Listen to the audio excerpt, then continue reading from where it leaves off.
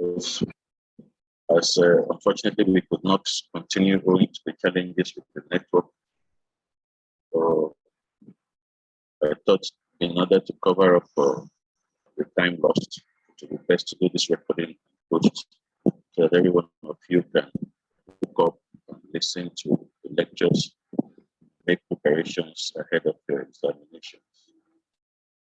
So like we were saying before the network issues happened, this lecture would be a continuation of our lectures of last 2 weeks, which we discussed elaborately on recruitment.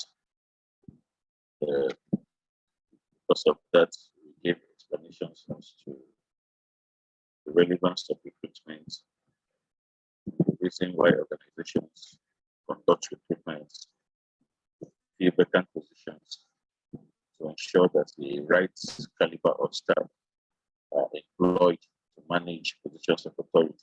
And we looked at certain aspects.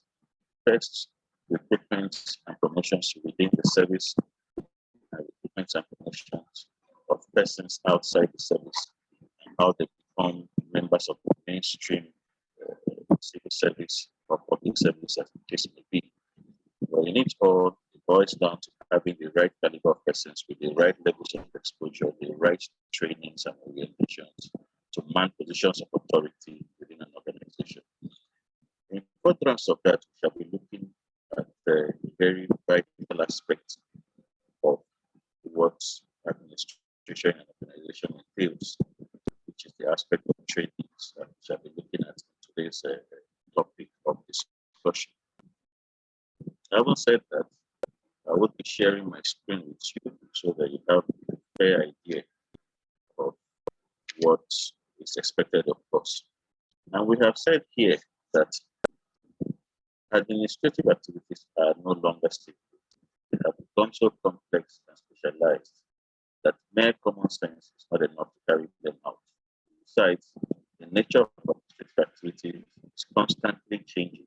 Hence, there arises the necessity of both in-service and post-entry training.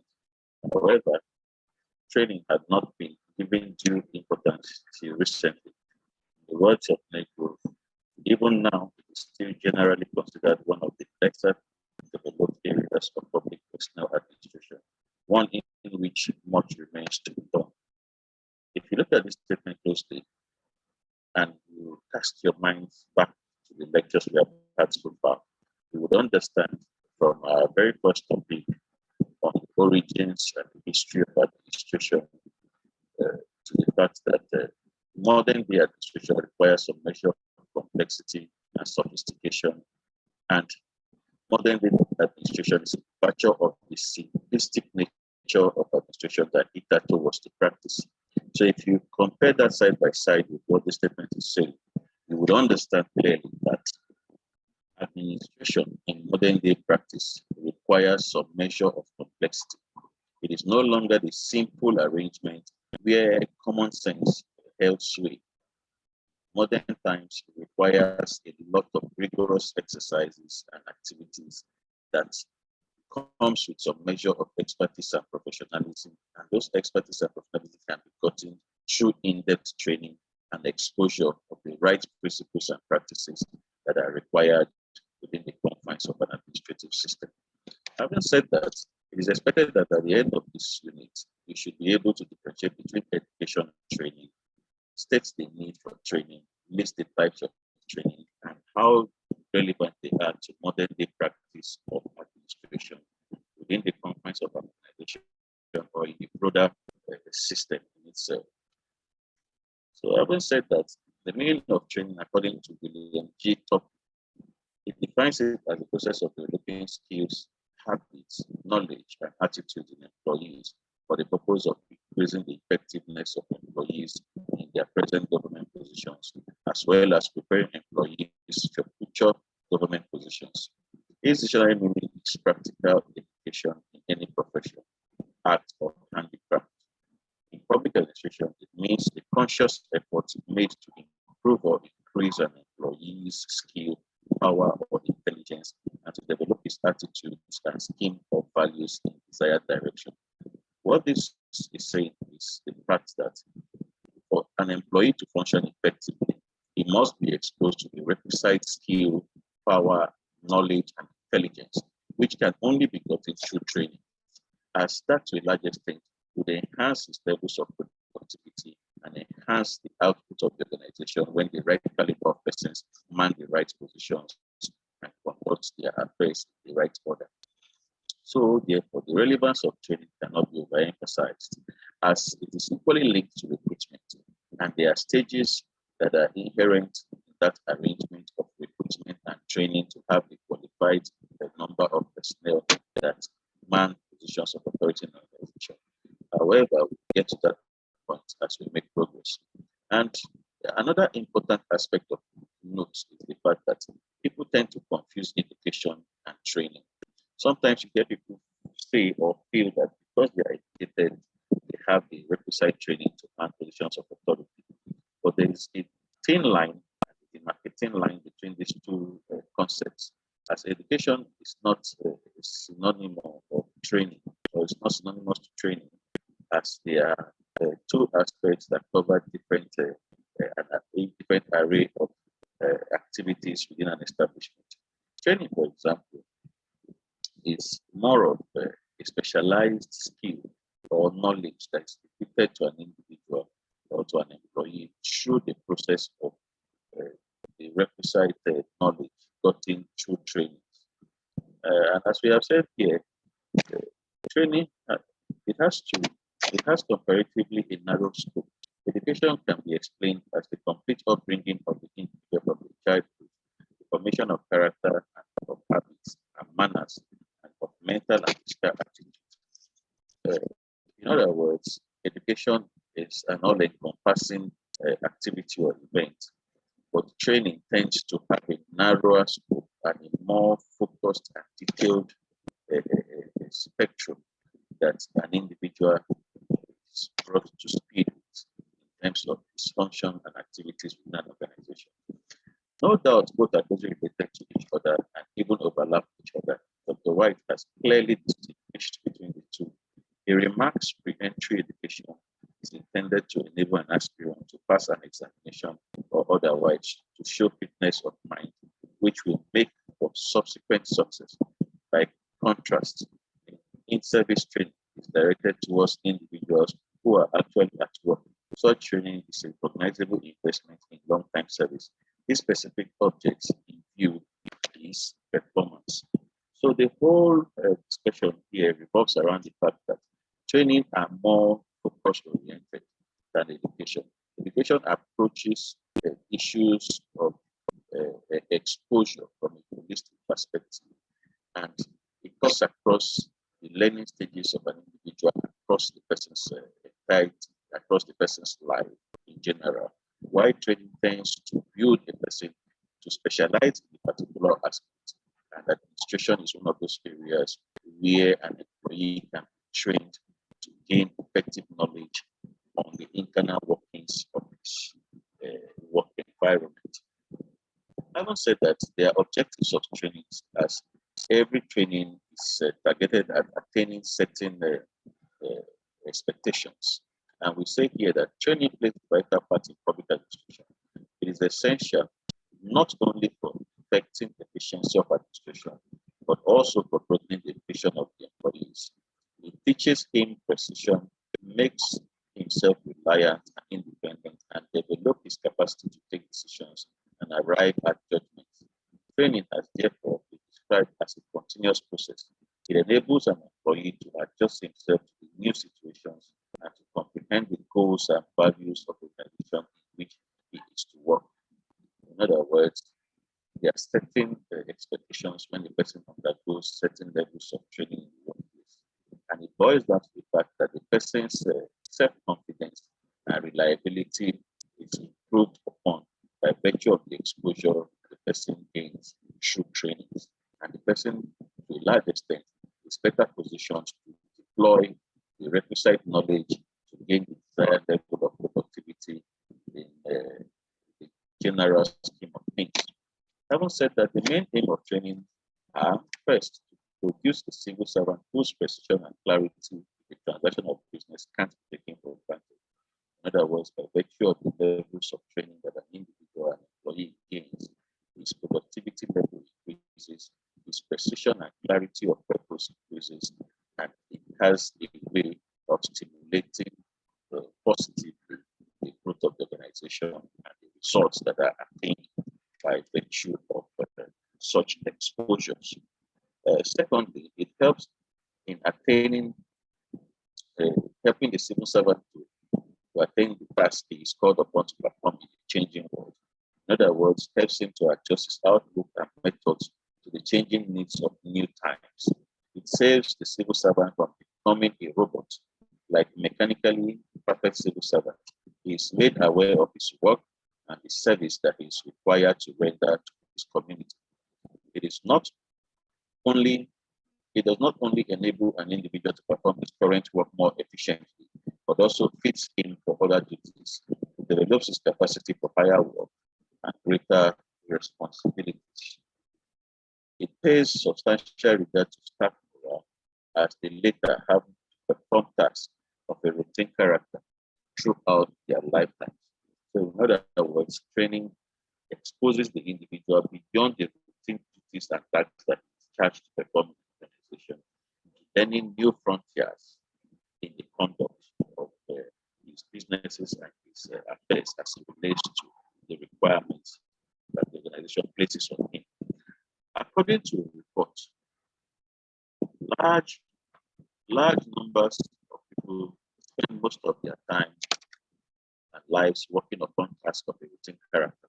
And with this, human problem ever in the background for training plans to be successful must pay substantial regard to staff work for the performance of certain peculiar activities pertaining to government training. When government training plays a significant part. For instance, government must make provision for training policemen, firemen, and food inspectors, etc. Training helps the employee to become people-oriented and inculcates in them respect and regard for the general public. Even Ashton Committee had observed thus, nothing could be more disastrous than that of the civil service, and the public should think of themselves as in two separate camps. The inculcation of the right attitude towards the public and towards business should therefore be one of the principal aims of civil service trainings. Another point here is that it broadens the vision and widens the outlook of the employees by explaining to them national objectives and expecting them to make substantial contribution towards their realization. According to NEGO, the function of training is to help the employee grow, not only from the standpoint of technical efficiency, but also in terms of the broad outlook and perspective which public servants need.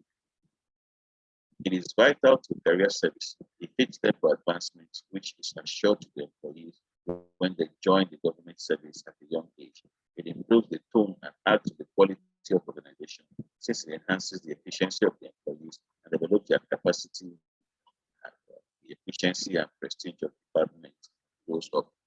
What this whole statement is trying to explain is the fact that training adds quality to the input of the staff in an organization. It emboldens the staff to carry out its activities and duties more effectively.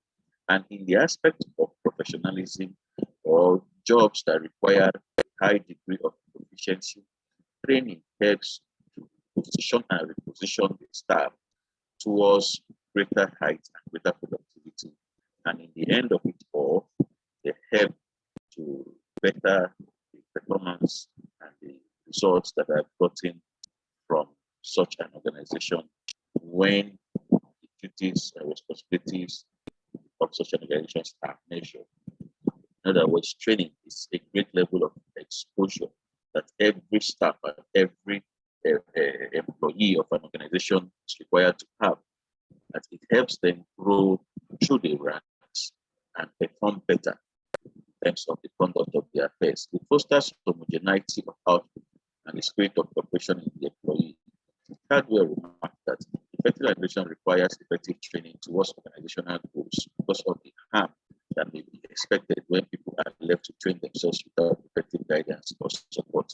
In the course of our earlier lectures that was not recorded, we discussed this issue of homogeneity from the standpoint of security agencies, where we say that due to the level of trainings that security agencies are exposed to, they tend to have this feeling of unity and support for one another when they meet themselves. And that is why it's easy for you to hear amongst security operatives when they meet each other, you hear esprit de corps. And by virtue of that statement alone, they understand that they have certain levels of training that tends to create a feeling of oneness amongst themselves. And that tends to foster more cooperation and the ease of the conduct of their activities when they come across each other. In other words, it promotes synergy in the conduct of affairs in an organization and the broader system or the broader scheme of things. Having said that, there are various types of trainings, and we have categorized them broadly into two aspects here: formal and informal training. And we say that informal training, even from a layman's perspective, tends to be the kind of training an individual gets by virtue of interpersonal relationship that exists in the work environment between people. While the formal one tends to have a more focused arrangement and tends to be result oriented beyond the informal arrangement.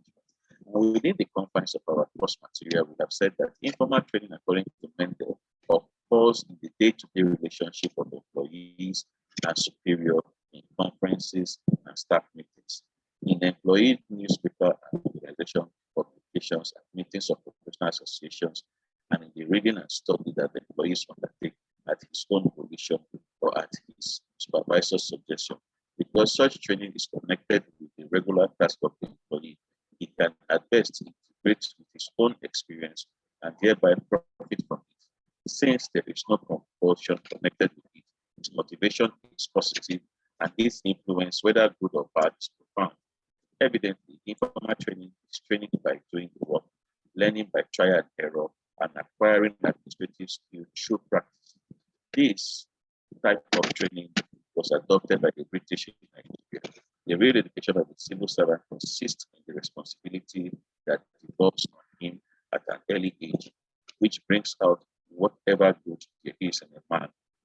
The varied and attractive character of his duties and the example and precept of his superior who regard him rather as a younger brother than subordinate officials. However, the success of this system depends upon certain factors: his experience, seniority of the superior officer, his interest in the new entrant, consistent effort on the part of the new entrant. What this is saying is that the new entrants or the new employees in an organization have a lot to learn from the people that are already established in such an organization, even though it appears more of an interpersonal kind of arrangement, interpersonal kind of training. It is a kind of a system in the sense that as an employee continues to carry out his day-to-day activities, he learns on the job by virtue of observing what others have done before, or by virtue of the kind of a communication or the social interaction that takes place on the job. And this is slightly different from the formal kind of training. Now, we have said that formal training is training which is carefully conceived, rearranged, and conducted under expert guidance. Remember, I talked about how the formal training tends to be focus oriented and then tends to be result oriented as well, as there are expectations when one is faced with formal trainings. Unlike the informal aspect, where there is some measure of flexibility and some measure of understanding on the social interaction basis compared to what we have in formal arrangements. It has been increasingly realized that the old thinking administration is to man or assuming is to God stands for survive. Formal training is impacted with a view to inculcating administrative skill by well-defined courses and proper stages in the man's career. In fact, training schemes have been multiplied through the institutions of group discussion, conferences, seminars, lectures, and workshops. Formal training is discussed under 4 headings: pre-entry training, orientation training, in-service training, post-entry training. And we have said that pre-entry training tends to be more of the exposure that an individual gets in preparation for the task ahead that such an individual is to perform in the course of eventually gaining the job position in an organization. Now we say the confines of the material given that pre-entry training assessment implies is training imparted to the aspirants to public service before they enter such service. In this sense, education imparted in schools and colleges or universities is a sort of pre-entry training which fits the individual to seek all sorts of jobs in government. In a stricter sense, pre-entry training may take the shape of vocational or professional training at technical schools or colleges. The product of such technical institutions can be given jobs immediately after they are coming out of the portals of these institutions. Like I said earlier, pre-entry training deals exactly with the preparation of the minds of the employees towards the tasks that they will be faced with in the course of their eventual appointment into such positions. And the second aspect of this checklist is the orientation training. And we said that orientation training aims at introducing an employee to the basic concept of his job, new work environment, organization, and its goals. In fact, the most important thing is the acceptance within the higher civil service of a reorientation towards his role. The men at the top cadre must shift their attention from watching processes to measuring their impacts, from getting things done to give each citizen his due, from the technology of administration to its effect upon the general public, from utility to ethics. Orientation training is gaining importance gradually in Nigeria as well. This is with a view to keeping the rural bureaucracy attuned to the new task. The whole idea of orientation is to inculcate in the employees the right values and principles of the work environment. And it goes to prepare the minds of the individuals towards the task that they will be faced with in the course of their job. Take, for instance, the NYSC scheme and the orientation camps that people attend. It is in preparation for the task which the core members will face, the eventual postings to various organizations where their services are required. So a reorientation training is more of a preparation towards the actual practice or the actual roles which an individual or an employee is expected to perform. And then there is also the in-service training. In-service training, as its name indicates, is a sort of training which is imparted to the candidates on their selection to the public service. The objective of in-service training were very well explained by the Ashton Committee in its report submitted in May 1944. Briefly speaking, this type of training stimulates the employees to make the best efforts and to improve their performance. It boosts their morale and makes them attuned to the new task of onerous nature. And these are self-interest. We induce the new entrant to remove the stigma of the new club at the earliest. His old colleagues would also like him to pick up the job as soon as possible so as to lighten their burden. It will save the state exchequer from unnecessary expenses to be incurred on the training of the employees and the post of others. The whole idea behind the in-service training is premised on the fact that as people grow on the job, they are exposed to higher levels of training, and higher levels of training also coincides with higher positions of authority in an organization. Take, for instance, when a person is employed, let's say on grade level 8 in the public service, he is exposed to certain levels of training that is in conformity with the job prescription that he is to carry out. And as he makes progress, further trainings and examinations are conducted for such an individual to prepare his mind towards the task ahead. And when such trainings are undertaken, it lightens the burden of the duties of such a person and even to other employees as the productivity level of such an individual increases. However, there are some pitfalls with this arrangement, and we have said that it may impair efficiency of administration, and also a lot of risk is involved in expecting the employees to learn by the trial and error. The administrator has become more complex and fairly specialized. As such, an employee will not be in position to equip him or her with the requisite administrative skill. It is therefore desirable that a comprehensive system of in-service training will be adopted. In the words of Professor Willow, no matter how well grounded an employee may be in the general subject to which his work relates, there is much for him to learn in respect of the particular duties of his position. In it all, the idea idea of service training is premised on the fact that as employees grow on the job, they are exposed to certain levels of training that tends to position them for greater responsibilities within the confines of an organization. And we have said also that there is post-entry training. And we say post-entry training is a training imparted to the employees during the course of his service. This type of training aims at one, better performance on present work, preparation for advancement, that is higher position of authority. This type of training can be given in two ways: through refresher courses, self-effort administration being a complex affair. It is then better that through periodic refresher courses, employees are acquainted with the latest administrative techniques. The government may hold seminars for the purpose by inviting officials of different departments separately for a series of lectures to the employees working in their respective departments. The government may send them abroad to make on-the-spot appraisal of the different administrative systems.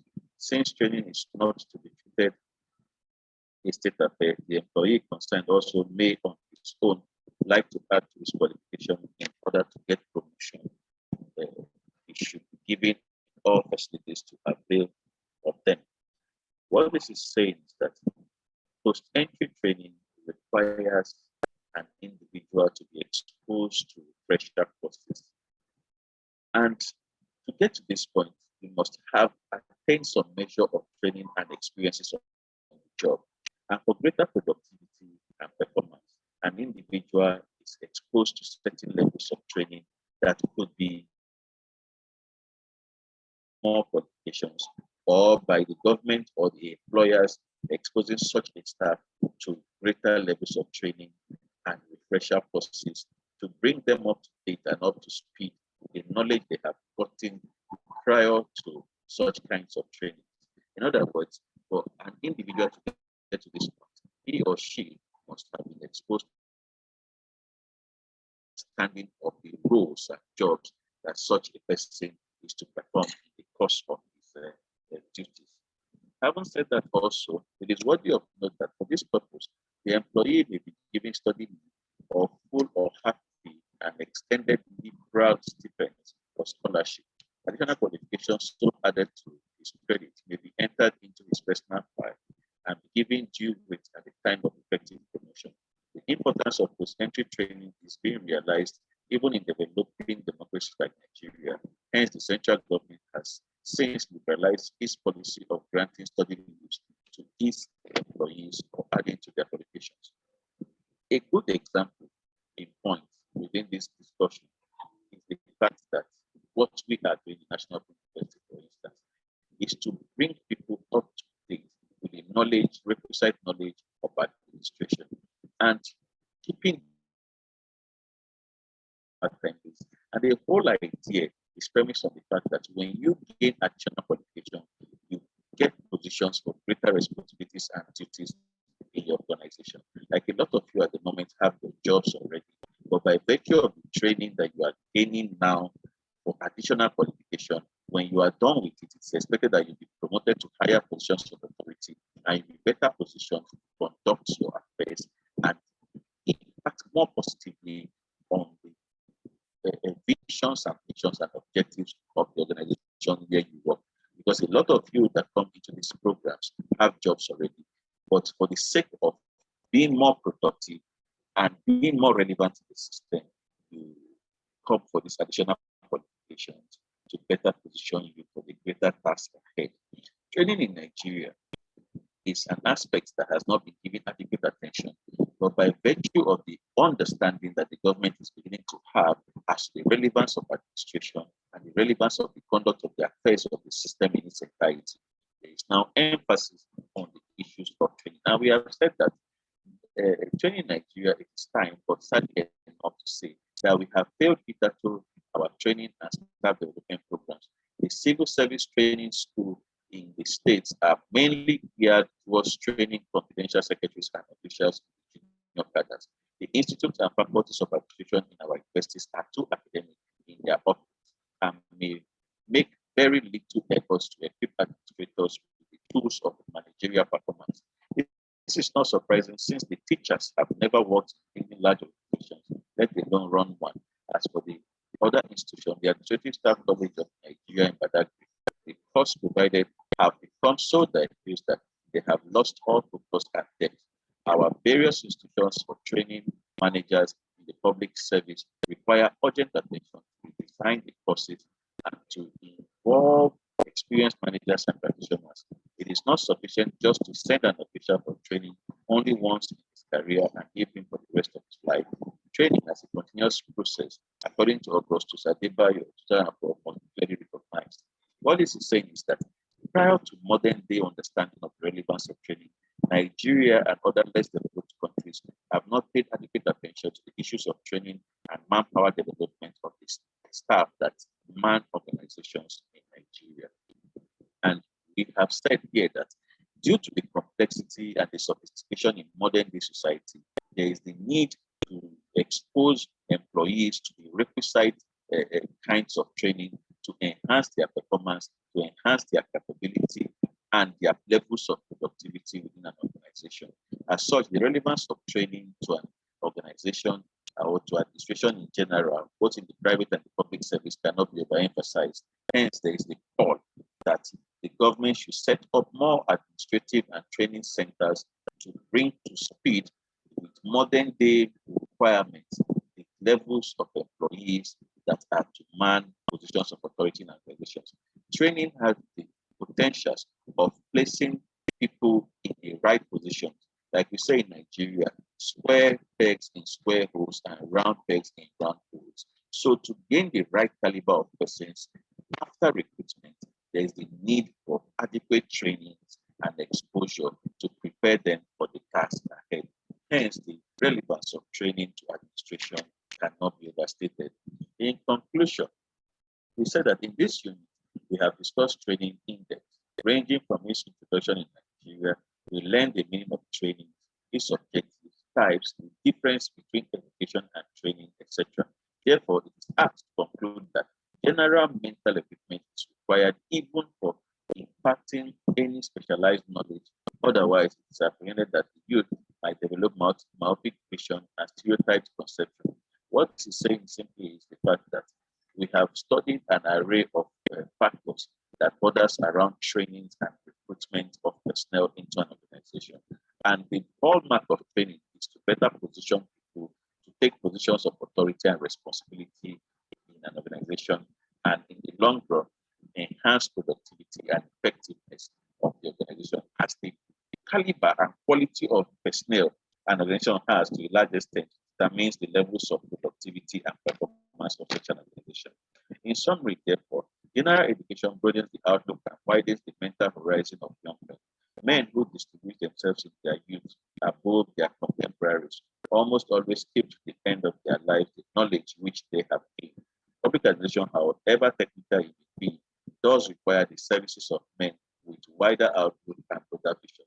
The whole idea of gaining broader vision and wider outlook can only be gotten through effective training and through the requisite kinds of training that would expose the employees to positions of authority that are relevant to performance and productivity of the system in its entirety.